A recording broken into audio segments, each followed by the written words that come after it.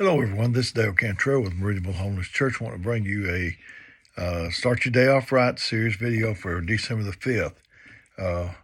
Church signs. Dear God, if I am wrong, right me. If I'm lost, guide me.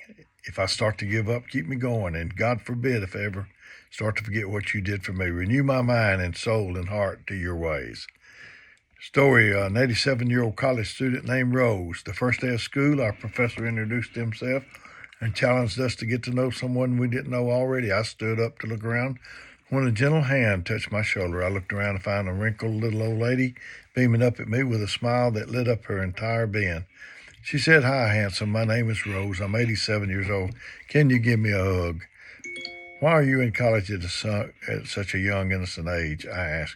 She jokingly replied, "I'm here to meet a rich husband, get married, and have a couple of kids."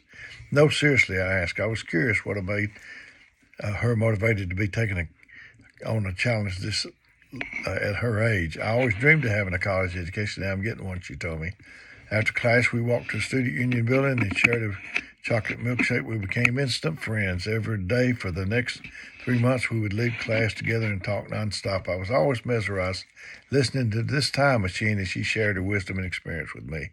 Over the course of the year, Rose became a campus icon, and she easily made friends wherever she went. She loved to dress up, and she reveled in the attention bestowed upon her from other students. She was living it up. At the end of the semester, we invited Rose to speak at our football banquet. I'll never forget what she taught us. She was introduced and stepped up to the podium.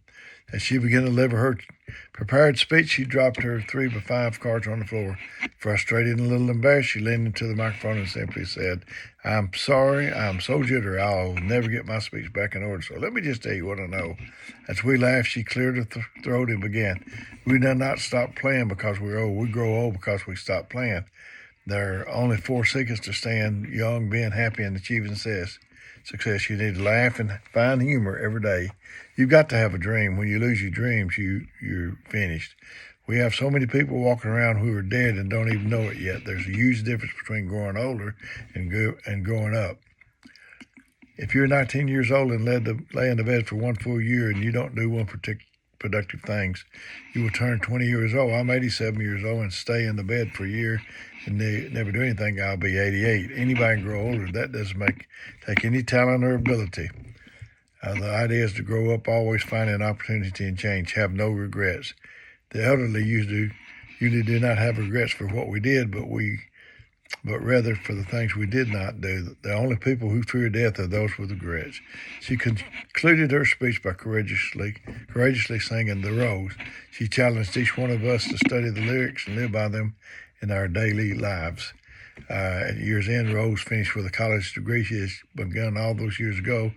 1 week after graduation, Rose died peacefully in her sleep. Over 2,000 college students attended her funeral in tribute to the wonderful woman who taught by example, and it's never too late to be all you possibly can be. And when you finish reading this, please send this peaceful word of advice to your friends and family. They'll really enjoy it. These words have been passed along in loving memory of Rose. Remember, growing old is mandatory. Growing up is optional. We make a living by what we get. We make a life of what we give. And my scripture is Hebrews 9:27, "As it's appointed unto man once to die, but after this, the judgment." My humor, an old bachelor was diagnosed with terminal disease and given 6 months to live.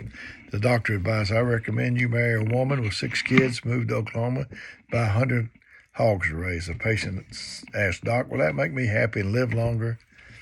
The doctor replied, "I doubt it, but it will be the longest 6 months of your life." All of us has our definition of the Bible, our definition of happiness, and so does the Bible. This is Dale Cantrell saying, until we do this next time, may God richly bless you.